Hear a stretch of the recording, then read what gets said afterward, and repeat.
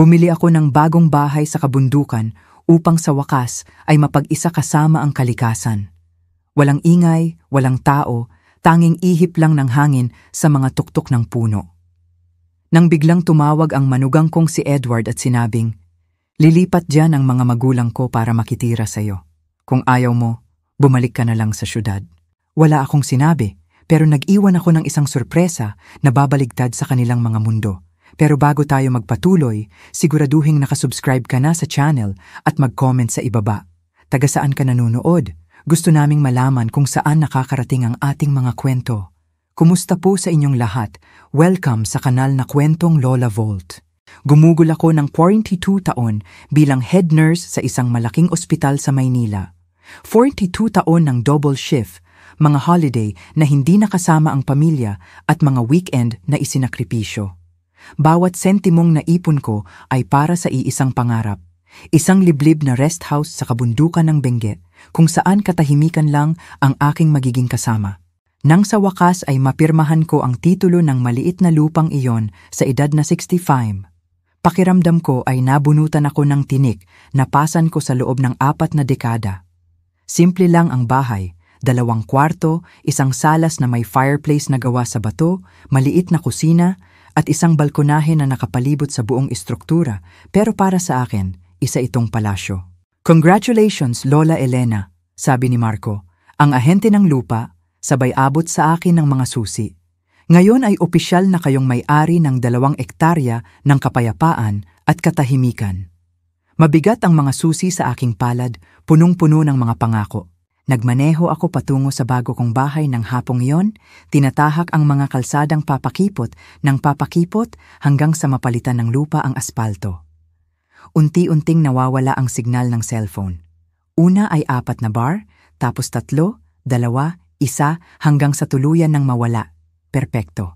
Lumitaw ang rest house pagkaliko sa isang kurba, eksaktong gaya sa mga litrato pero higit na mas maganda sa personal. Bubong na yero na kulay pula, pader na bato, matibay na tsimenea, at sa paligid ay wala kundi matitingkad na luntian. Ipinurunda ko ang sasakyan, ipinatong ang mga kamay sa manibela at huminga ng malalim, hinayaan kong tumulo ang aking mga luha. Sa wakas, nasa bahay na ako. Ang mga unang linggo ay purong kaligayahan. Gumigising ako kasabay ng pagsikat ng araw. Nagkakape sa balkonahe habang pinapanood ang mga ibon. Naglalakad sa paligid ng lupa, kinikilala ang bawat puno at halaman.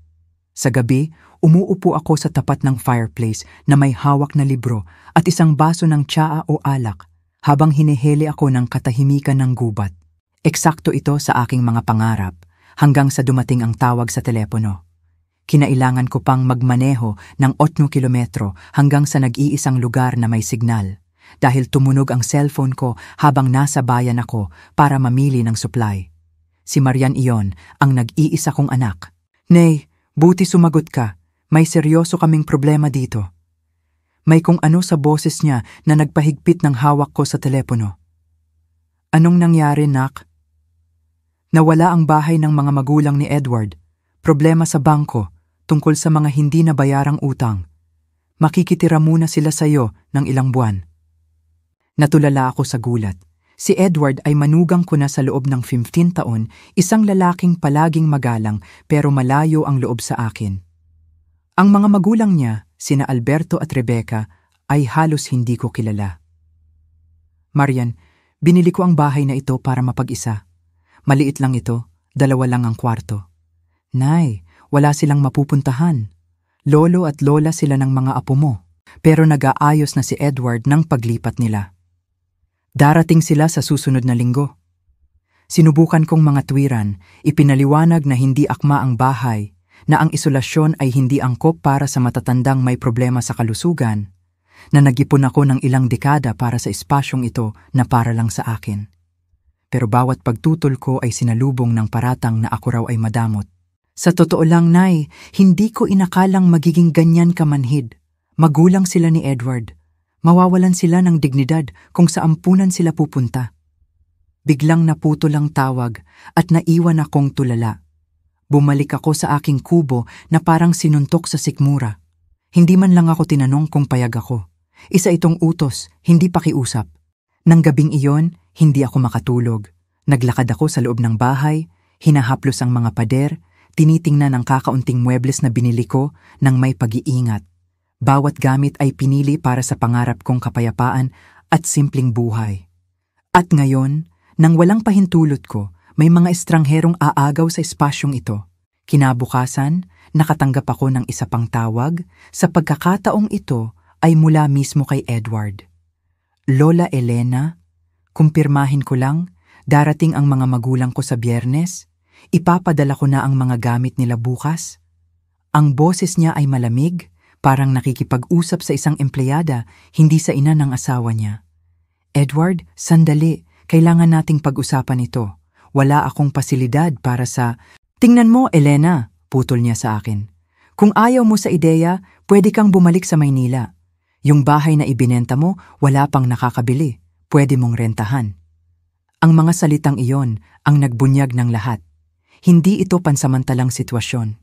Gusto nila ang bahay ko, ang pangarap ko, ang kanlungan ko, at inaasahan nilang basta ko na lang isusuko ito. Nang ibaba ko ang telepono, may nagbago sa loob ko. Ang pasensyosa at mapagbigay na nurse na nakilala nila ay napalitan ng isang babaeng handang lumaban para sa kung ano ang karapat-dapat na sa kanya. Hindi ko isusuko ang pangarap ko nang walang laban. Kumuha ako ng notebook at nagsimulang magsulat. Hindi ako kikilos base sa emosyon. Planado ko ang bawat hakbang nang may parehong ingat at katumpakan na inilaan ko sa aking mga pasyente sa loob ng 4 na dekada. Kung gusto nila ng gera, maling estratehista ang kinalaban nila. Una, kailangan kong maintindihan kung ano talaga ang nangyayari. Bakit ang mga magulang ni Edward, na mukhang mayaman naman noon, ay biglang nawalan ng bahay? Bakit ang anak ko, na palaging nire-respeto ang kalayaan ko, ay pinipressure ako ng ganito? May higit pa sa kwentong ito na hindi nila sinasabi. Nagmaneho ako papunta sa pinakamalapit na bayan, sa La Trinidad, at pumuwesto sa isang maliit na kapihan na may wifi. Mula doon, gumawa ako ng ilang tawag at pananaliksik. Sa pakikipag-usap sa dati kong kapitbahay sa Maynila, natuklasan ko ang isang bagay na nakakagulat. Elena, hindi mo ba alam? Nawalan ng trabaho si Edward 6 na buwan na ang nakararaan.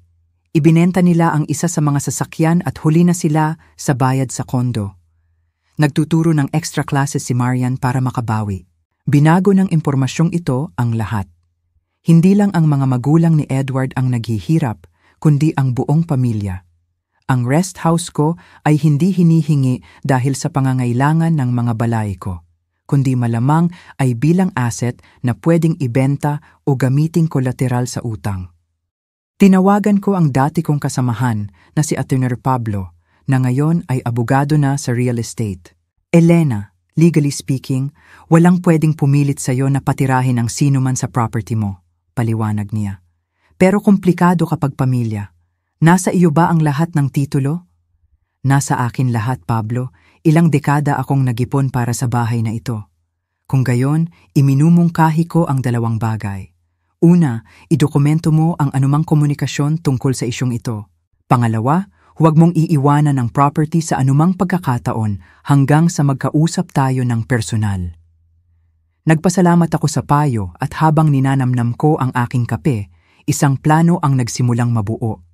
Hindi ko iiwan ang bahay ko, pero hindi ko rin direktang kukomprontahin ang anak ko o manugang ko. Sa halip, gagawa ako ng sitwasyon kung saan sila mismo ang aayaw. Kinabukasan, bumalik ako sa bayan.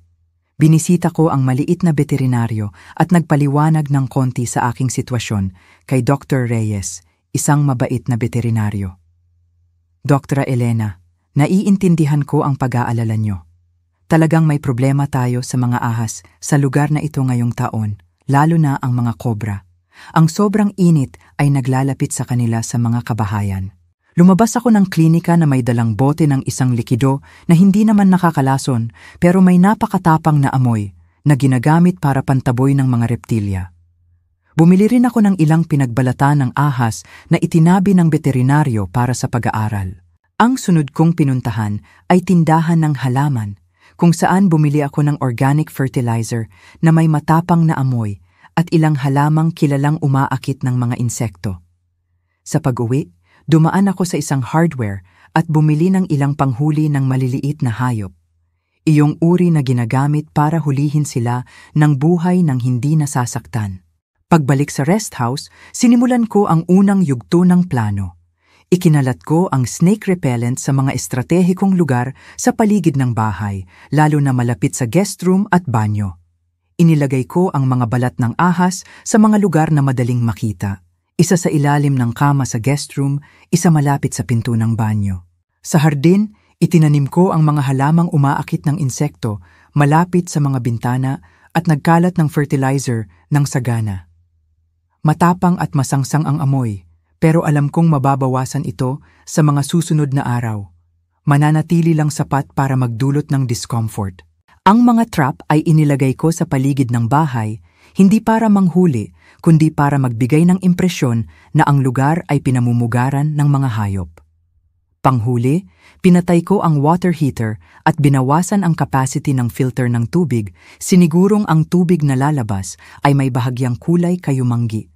Ligtas inumin, pero hindi kaaya-ayang tingnan. Nang matapos ako, umupo ako sa balkonahe na may tasa ng tsaa, pinagmamasdan ang aking gawa. Walang delikado o permanenteng sira sa ginawa ko.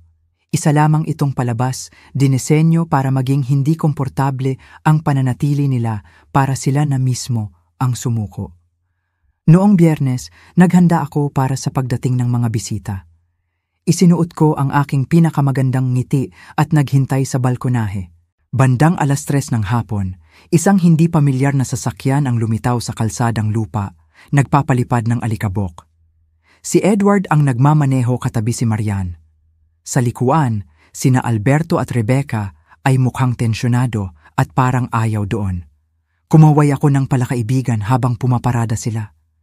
Ang anak ko ang unang lumabas at tumakbo para yakapin ako.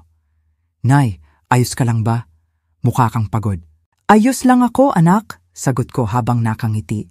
"Nag-a-adjust lang sa buhay sa probinsya." Lumapit si Edward at ang kanyang mga magulang na may mga ekspresyong naglalaro sa pagitan ng pandidiri at inis.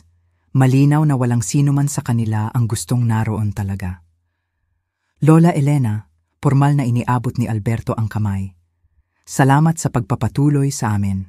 Tumangulang si Rebecca. Ang mga mata niya ay nagmamasid sa kubo na may halong panghuhusga. "Pasok kayo, yaya ko." Nagtimpla ako ng kape.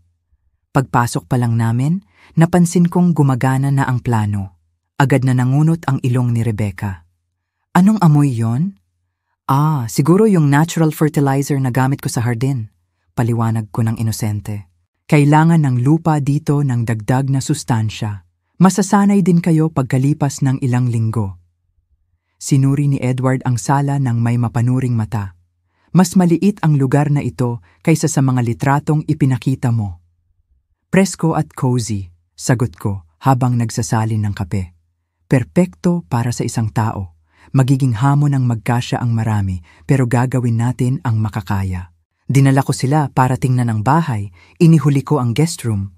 Pagbukas ko ng pinto, kinailangan kong pigilan ang aking tawa nang makita ang horrified na mukha ni Rebecca, nang makita ang balat ng ahas na bahagyang nakasilip sa ilalim ng kama.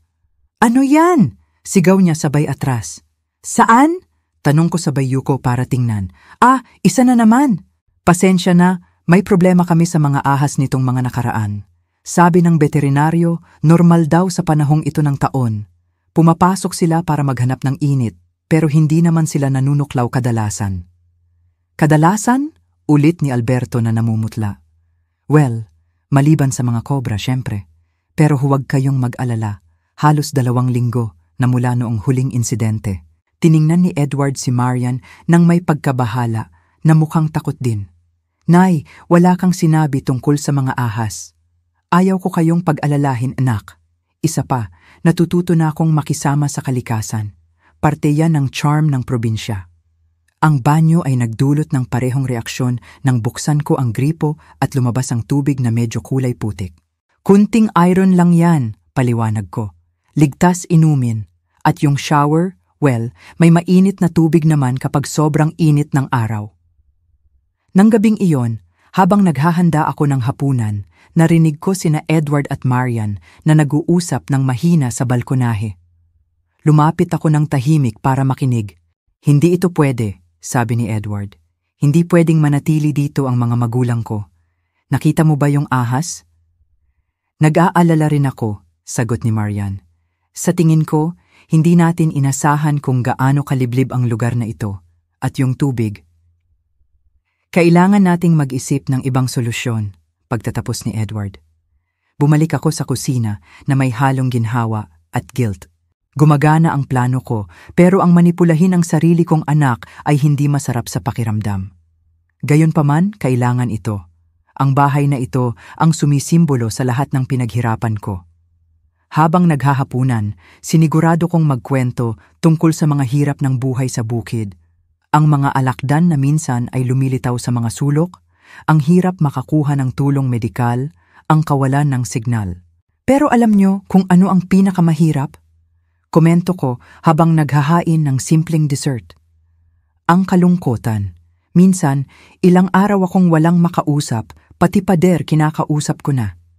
Tumawa ako na parang aliw na aliw sa sitwasyon. Kaya masaya ako na nandito kayo. Ang tinginan ng takot ni na Rebecca at Alberto ay halos nakakatawa.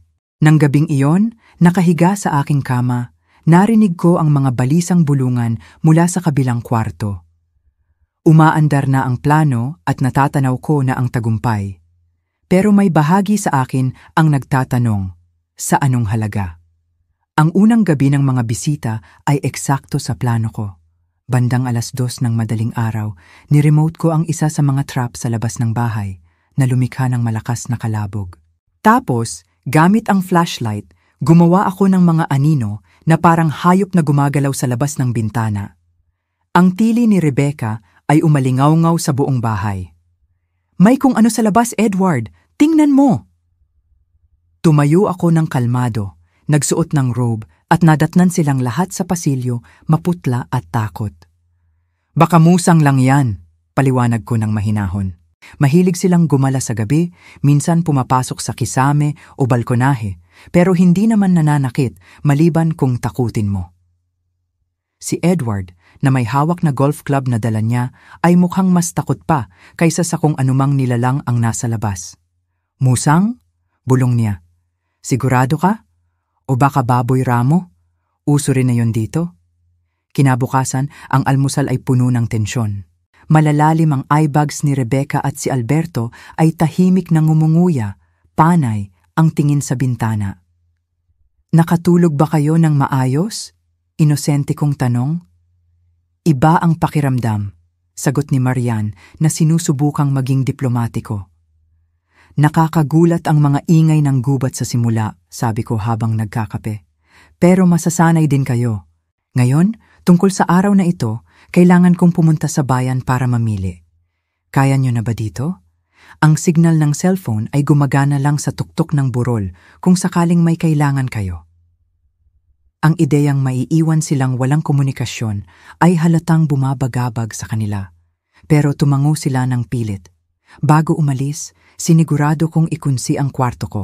Hindi dahil wala akong tiwala, sabi ko, kundi ugali na ng taong namumuhay mag-isa. Sa totoo lang, gusto kong protektahan ang mga dokumento ko. Napansin ko ang matalas na tingin ni Edward sa ginawa ko. Maghapon ako sa bayan, hindi lang para mamili, kundi para makipagkita kay Attorney Pablo na bumiyahe mula Maynila para makausap ako. Elena, base sa kwento mo, may palatandaan na baka sinusubukan nilang gumawa ng uri ng pandaraya sa ari-arian. Paliwanag niya habang sinusuri ang mga dokumento. Nakakita na ako ng mga ganitong kaso. Magsisimula sa pagpapatira ng kamag-anak tapos aangkinin ang property gamit ang alegasyon ng dependency o incapacity ng may-ari. Anong pwede kong gawin? Una, magpaparehistro ako ng dokumento na nagpapatunay ng iyong matinong pag-iisip at pangangatawan gamit ang mga recent medical exams. Pangalawa, gagawa tayo ng tiyak na testamento na naglilinaw na ang lupa ay hindi pwedeng ibenta o ilipat ng walang pahintulot mo. At pangatlo, magpakabit tayo ng CCTV sa bahay para sa proteksyon mo. Sige, gawin natin. Pagbalik ko sa rest house ng hapon, nadatnan ko ang halos nakakatawang eksena. Si Rebecca ay nakaupo sa loob ng sasakyan na nakalock ang pinto, ayaw pumasok sa bahay. Si Alberto ay nakikipagtalo kay Edward sa balkonahe habang si Marian ay mukhang umiiyak sa kusina. May nangyari ba? Tanong ko, kunwaring gulat. Nakakita ang nanay ko ng isa pang reptilya sa banyo, paliwanag ni Edward na halos hindi na maitago ang galit. At ang tubig ay kulay putik na talaga ngayon. Siguro dahil umulan kagabi, sagot ko ng kalmado. Apektado ang balon. Yung tungkol sa ahas, malamang maliit na sawa lang yon. Mahilig sila sa basang lugar. Sawa? Sigaw ni Alberto na tumaas ang boses. Hindi naman nanunuklaw yon, kadalasan. Patuloy ko habang nagbababa ng gamit. Basta wag niyong gagalitin. Siya nga pala, nagdala ako ng manok para sa hapunan. Sana mahilig kayo sa maanghang. Ang sili dito, napakatapang. Habang kumakain, pinanatili ko ang usapan sa mga paksang alam kong hindi sila komportable, kawalan ng malapit na ospital, madalas na brownout, at mga makamandag na hayop sa rehiyon. Alam niyo bang kami lang ang sityo sa loob ng 32 kilometro na walang health center? Komento ko. Biro nga ng mga tao dito, kung aatakihin ka sa puso, mabuti pang magdasal ka na lang. Halos hindi ginagalaw ni Rebecca ang pagkain. Si Alberto naman ay parang pinipilit lumunok. Gaano katagal kayo nagbabalak manatili? Tanong ko sa wakas, para maiayos ko ang budget sa pagkain. Bumigat ang katahimikan sa mesa. Tumikhim si Edward. Sa umpisa, naisip naming ilang buwan hanggang sa maging stable ang sitwasyon. Wonderful, bulalas ko ng may eksaheradong tuwa. Matagal ko nang gustong may kasama. Marami tayong pwedeng gawin. Bukas na bukas, tuturuan ko kayong kilalanin ang mga ligaw na kabute. May mga masasarap, basta hindi nyo mapagkakamalan yung mga nakakalason. Nang gabing iyon, ang tensyon ay kasing kapal ng usok. Habang nagpapahinga ang lahat, sinigurado kong iwanang hindi nakakandado ang main door. Minsan kasi, may mga kapitbahay na kumakatok ng madaling araw para humingi ng tulong, paliwanag ko. Si Mang Jose may diabetes, natulungan ko na 2 beses ngayong buwan. Kinabukasan, maaga akong gumising at nagtimpla ng matapang na kape. Inaayos ko ang mesa nang lumabas si Edward, mukhang kulang na kulang sa tulog. Elena, kailangan nating mag-usap. Sige, Edward, ano yon? Umupo siya, hinihimas ang buhok sa sobrang stress. Sa tingin ko, hindi namin kakayanin ang buhay sa bundok. Hindi maka-adjust ang mga magulang ko. Naiintindihan ko, sagot ko habang nagpapakulo ng tubig. Ang buhay dito ay para sa mga matatapang ang sikmura. Hindi lahat ay kaya ang isolasyon, ang mga ahas, ang mga insekto. Correct, putol niya. Nag-iisip na kami ng ibang options. Pinigil ko ang ngiti ng tagumpay. Sayang naman, masaya pa naman ako na may kasama. Pero naiintindihan ko. Kalusugan at ginhawa nila ang prioridad. Bago pa makasagot si Edward, nagulat kami sa tili mula sa guest room. Tumakbo palabas si Rebecca, nakapajama pa, hawak ang sapatos niya. May malaking gagamba sa sapatos ko, sigaw niya habang nanginginig. Kasing laki ng pinggan. Baka tarantula yan, komento ko ng natural. Mahilig silang sumilong sa sapatos. Hindi naman nakakamatay, pero masakit makagat at mamamaga ng ilang araw. Ang mukha ni Edward ay halu-halo ang takot at desisyon. Tapos na, aalis na kami ngayon din. Lumabas si Marian, mukhang nalilito at balisa. Ngayon? Pero saan pupunta sina Papa? Nag-alinlangan si Edward, halatang hindi pa napag-iisipan niyon. Sinamantala ko ang pagkakataon. Alam nyo, naisip ko lang, simula ko habang nagsasalin ng kape. Nabanggit nyo na hindi pa nabebenta ang bahay ko sa Maynila. Bakit hindi muna yon ang gamitin nyo pansamantala? Mas komportable para sa lahat, malapit sa ospital, malinis ang tubig, walang ahas. Nagkatinginan sina Edward at Marian. Hindi masamang ideya, dahan-dahang sabi ni Marian. Pwede nating ipagpaliban ang pagbebenta ng ilang buwan. Tahimik akong nanood habang ang solusyong itinanim ko sa isip nila ay nagmumukhang sarili nilang ideya. Sa loob ng 2 oras, nakasakay na ulit ang mga maleta sa sasakyan. Si Rebecca ay mukhang bumata sa tuwa na aalis na sa kubo. At si Alberto ay hindi na nag-abalang itago ang kanyang ginhawa. Niyakap ako ni Marian bago umalis. Sorry talaga, Nay. Akala namin magandang solusyon ito, pero nakikita naming hindi pala. Sigurado ka bang okay ka lang dito mag-isa? Nasa paraiso ako, anak, tapat kong sagot. Ang simpleng buhay na ito, ang lahat ng gusto ko. Habang papalayo ang sasakyan sa maalikabok na daan, nakaramdam ako ng matinding ginhawa at kaunting kirot ng guilt. Namanipula ko ang sarili kong pamilya gamit ang mga kasinungalingan at tricks. Pero naipagtanggol ko ang pangarap ko, ang kapirasong langit na pinaghirapan ko ng 42 taon. Pumasok ako sa bahay at nagsimulang ligpitin ang mga bakas ng plano ko. Kinuha ko ang mga balat ng ahas, tinapon ang repellent, nilinis ang filter ng tubig. Habang nagliligpit, may napansin akong naiwan sa kaguluhan. Isang folder sa mesa sa sala. Binuksan ko ito at nanlamig ako. Mga papeles para sa transfer of rights o paglilipat ng titulo ng lupa na may nakalaan ng espasyo para sa pirma ko. Dala na pala ni Edward ang lahat. Handang kumbinsihin o pilitin akong ilipat ang rest house sa pangalan niya at ni Marian. Kinumpirma nito ang pinakamasama kong hinala. Hindi ako praning lang. Talagang balak nilang agawin ang bahay ko. Ang pangangailangan ng mga magulang ni Edward ay dahilan lang para makapasok sila. Umupo ako sa balkonahe hawak ang mga dokumento, nakatingin sa mga bundok. Nanalo ako sa laban, pero nagsisimula pa lang ang gera at kailangan kong maging handa. Sa sumunod na linggo, ninamnam ko muli ang katahimikan, pero alam kong pansamantala lang ito. Kilala ko si Edward, hindi siya basta susuko. Ang mga papeles na nakita ko ay simula pa lang. Araw-araw kaming nag-uusap ni Ate Gon Pablo para patibayin ang legal na posisyon ko. Kumuha ako ng private investigator, balita niya. Kailangan nating malaman ang totoong financial status ni Edward at kung ano pa ang pwede niyang gawin. Isang umaga ng Miyerkules, nakatanggap ako ng tawag mula kay Marian. Nay, kailangan kitang makausap ng personal. Pwede ba akong pumunta bukas? Kinabahan ako sa boses niya. Hindi ito galit, kundi pagod. Sige anak, susunduin kita sa terminal. Hindi na, dala ko ang sasakyan. Ako lang mag-isa. Nagulat ako. Mag-isa? Dumating si Marian kinabukasan ng hapon. Nang makita ko siyang lumabas ng kotse, napansin ko agad ang payat niya at ang lungkot sa mga mata niya. Anak! Yakap ko sa kanya ng mahigpit. Nay, alam ko na ang lahat. Simula niya nang makaupo kami sa balkonahe. Alam ko na ang plano ni Edward. Nagulat ako sa pagiging prangka niya. Anong ibig mong sabihin? Bumuntong hininga siya. Yung mga papeles para sa paglipat ng bahay. Nakita ko ang mga kopya sa opisina niya.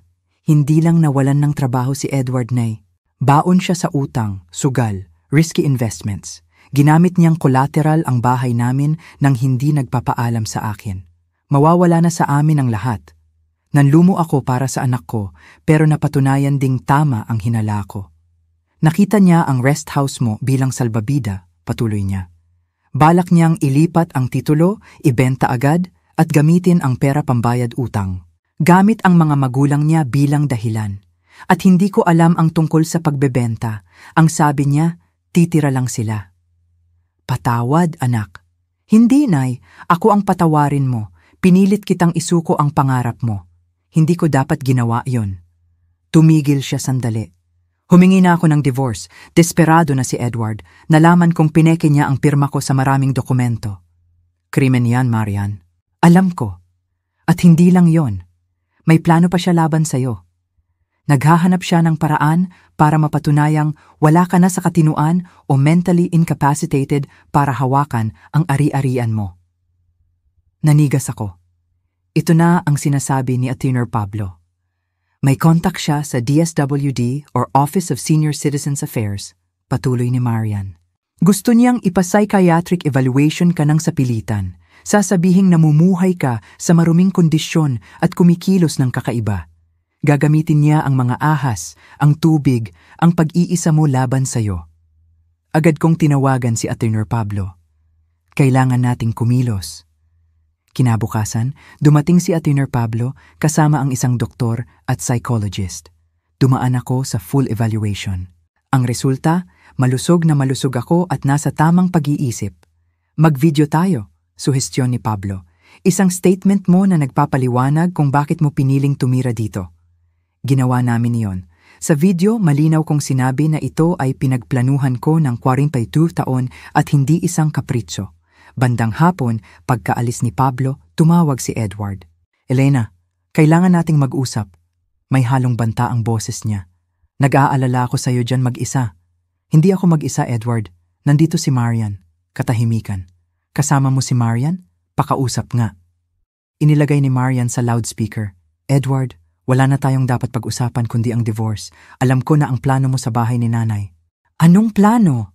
Hindi mo naiintindihan, Marian. Papunta na tayo sa pagbagsak. Kailangan ko ng solusyon. Hindi problema ni nanay ang utang mo. Matigas na sagot ni Marian. At isa pa, kung may gagawin kang masama kay nanay, marami akong ebidensya ng pamemeke mo ng pirma. Mag-isip ka. Ibinaba ni Marian ang telepono, nanginginig. Proud ako sa'yo, anak, sabi ko. Pero hindi doon natapos. Kinabukasan, may dumating na sasakyan ng gobyerno. Isang babaeng seryoso ang lumapit. Lola Elena Ramirez, ako po si Vanessa Guzman, social worker mula sa Senior Citizens Affairs. May natanggap kaming report tungkol sa kalagayan nyo. Nagkatinginan kami ni Marian. Itinuloy pa rin ni Edward. Tuloy po kayo, Ma'am Vanessa. Bati ko ng kalmado. Inikot ko si Vanessa sa bahay na napakalinis. Nakita niya ang maayos na mga gamot, pagkain at seguridad. May aligasyon na unfit kayong tumira mag-isa, sabi niya. Galing po ba sa asawa ng anak ko? Tanong ni Marian. Nasa gitna po kami ng hiwalayan at gusto niyang kontrolin ang pera ni nanay. Inabot ko kay Vanessa ang folder na inihanda ni Ati. Pablo, medical records, psychological report at contact ng abogado ko. Namangha si Vanessa. Ngayon lang ako nakakita ng ganito kahandang senior citizen. 42 years ko po itong pinaghandaan, sagot ko. Umalis si Vanessa na kumbinsidong walang katotohanan ang sumbong. Wala akong nakikitang problema dito, Lola Elena. Napaka-organisado nyo. Akala namin tapos na, pero nag-text si Ate Don Pablo. Ingat kayo, may utang si Edward sa mga mapanganib na tao, loan sharks. Kumuha ako ng security guard para sa inyo. Dumating si Mang Juan, isang ex-military, para magbantay. At tama nga, makalipas ang 3 araw, may nagtangkang pumasok sa bakuran ng hating gabi. Hindi si Edward, kundi 2 lalaking mukhang maton, mga naniningil ng utang ni Edward na nag-a-asset sa bahay ko. Dahil sa takot, kumilos na si Ate Pablo. Ginamit niya ang mga ebidensya ng fraud laban kay Edward para makipagkasundo. Pumayag si Edward sa lahat, balita ni Pablo. Aakuhin niya ang lahat ng utang, isusuko ang karapatan sa bahay sa Maynila at lalayo sa inyo ni Marian, kapalit ng hindi natin pagsasampa ng kaso. Dahil sa takot sa mga pinagkakautangan niya at sa posibleng kulong, sumuko si Edward. Makalipas ang ilang buwan, naging mapayapa na ang lahat. Ibinebenta ni Marian ang bahay sa Maynila at bumili ng maliit na bahay malapit sa akin sa Benguet. Lumipat din ang mga apo kong sina Lia at Bea. Isang gabi, habang nagiinuman kami ng tsaa sa balkonahe, tinanong ako ni Bea, ang bunso kong apo. Lola, alam niyo po ba na ang pinakamatatandang puno ang nagbibigay ng pinakamatamis na prutas? Totoo yan, sagot ko. Parang ikaw po, Lola. Sabi ni Mama, dati daw tahimik ka lang. Ngayon matapang ka na, parang malaking puno na hindi kayang tumbahin. Napaluha ako. Sa pagtatanggol ko sa aking munting bahay, hindi lang ari-arian ang naisalba ko, kundi ang kinabukasan ng aking pamilya. Natutunan naming lahat na ang pagtanda ay hindi kahinaan, kundi panahon ng pag-ani ng karunungan at katapangan. Makalipas ang 2 taon, nakatanggap kami ng sulat mula kay Edward. Nagbago na raw siya, nagtatrabaho ng marangal sa Cebu at unti-unting binabayaran ang mga utang. Pinayagan namin siyang bumisita sa mga bata. Iba na ang aura niya, mapagpakumbaba, at ang lupaing ito, naging villa ng paglaban.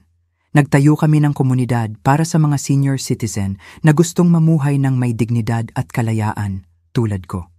Kung nagustuhan nyo ang kwentong ito, pakiclick ang subscribe at sabihin sa comments kung aling bahagi ang nagpamangha sa inyo. Huwag kalimutang maging member para sa exclusive videos sa Kwentong Lola Vault. Hihintayin ko kayo doon.